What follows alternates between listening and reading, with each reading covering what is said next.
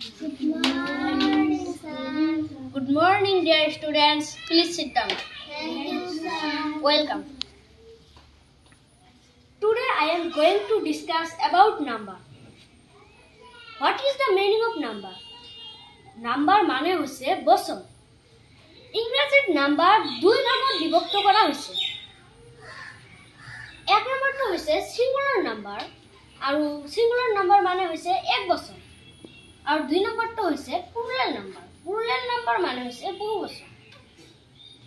যিবিলাক বস্তু এটা সেইবোৰক সিঙ্গুলাৰ নাম্বাৰ বোলে। আৰু যিবিলাক বস্তু এটাতকৈ বেছি বা দুটা তিনিটা তাতকৈ বেছি হ'ব পাৰে তাক প্লুৰেল নাম্বাৰ বোলে। সিঙ্গুলাৰৰ পৰা প্লুৰেল নাম্বাৰ কৰোঁতে বহুতো নিয়ম আছে। ইয়াৰ প্ৰথমটো নিয়ম হৈছে সাধাৰণতে সিঙ্গুলাৰ নাউনৰ পিছত এক যোগ কৰি প্লুৰেল নাউন কৰা হয়। সাধাৰণ মানে হৈছে একেবাৰে তলতো নহয় একেবাৰে ওপৰতো নহয়, মিডিয়ামত থাকে সাধাৰণ। ইয়াত পেন, বুক, ফেন, কাউ, গাল এই পাঁচটা সাধাৰণ নিয়মত পৰিছে। এইবোৰৰ বাহিৰেও আৰু বহুতো সাধাৰণ নিয়মত পৰে, এইবোৰ আমি ইয়াত লিখা নাই। সেইবাবে ইয়াত পেনৰ লগত এক যোগ কৰি পেন্স অৰ্থাৎ বহুবচন কৰা হৈছে।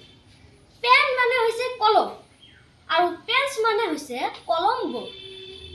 বুক বুক মানে কিতাপ আৰু বুকস মানে হৈছে কিতাপ বোৰ্ড।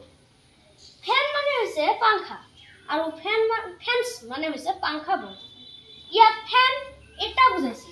ইয়াত ফেন এটাতকৈ বেছি বা দুটা বা তিনিটা এনেদৰে বুজাইছে। এইদৰে কাউ মানে গৰু, কাউস মানে গৰু। গাল মানে ছোৱালী, গাৰ্লছ মানে ছোৱালী। এতিয়া আমি দুই নম্বৰ নিয়মটো শিকিম। যিবিলাক নাউনৰ শেষত এছ, এছএইচ, এক্স, জেড আৰু চিএইচ আদিৰ উচ্চাৰণ স্বৰ নিচিনা হয় প্লুৰেল নাম্বাৰত ইহঁতৰ পিছত ইএক্স যোগ হয়। যেনে বাছ, ইয়াত বাছৰ শেষত এছ আছে। ইয়াত দেখাচোন নিয়মৰ এছ আছে নেকি? ইয়াত প্ৰথমতে এছ আছে, সেইবাবে এইটোত ইএক্স যোগ হ'ব। কিয়নো ইয়াত BUS বাছ ইয়াত চৰ নিচিনা উচ্চাৰণ হৈছে।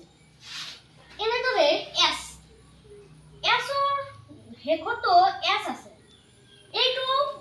এইটো আমাৰ নিয়মত আছে। এইটো চৰ নিচিনা হৈছে নে নাই? সেইবাবে ইয়াৰ পাছতো ইএক্স যোগ হ'ব। ডিশ ইয়াত এছএইচ আছে। এছএইচ ফৰ্মুলাটো ইয়াত এছএইচ আছে, সেইবাবে ইয়াত ইএক্স যোগ হ'ব। ডিশ ইয়াত চৰ নিচিনা উচ্চাৰণ হৈছে, সেইবাবে ইয়াত ইএক্স যোগ হৈছে। এনেদৰে বেঞ্চ চৰ নিচিনা উচ্চাৰণ হৈছে। টপাস জেড আছে আৰু ইয়াত চৰ নিচিনা হৈছে উচ্চাৰণ। টৰ্চ ইয়াত চিএইচ আছে, চিএইচ ইয়াতো চিএইচ আছে। এনেদৰে যিবোৰ উচ্চাৰণ এইবোৰ থাকে আৰু এইবোৰৰ উচ্চাৰণ চৰ নিচিনা হয় তেতিয়া সিহঁতৰ শেষত ইএক্স যোগ হ'ব। কিন্তু যেতিয়া চিএইচৰ উচ্চাৰণ কৰ নিচিনা হ'ব তেতিয়া ইয়াৰ পিছত কেৱল এক যোগ হ'ব। যেনে কিন্তু যেতিয়া চিএইচৰ উচ্চাৰণ কৰ নিচিনা হ'ব তেতিয়া কেৱল এক যোগ হ'ব। ইয়াত ষ্টমাক, ইয়াত এইটোক আমি ষ্টমাছ ক'ব নোৱাৰো, ইয়াত উচ্চাৰণ হ'ব ষ্টমাক। সেইবাবে ইয়াত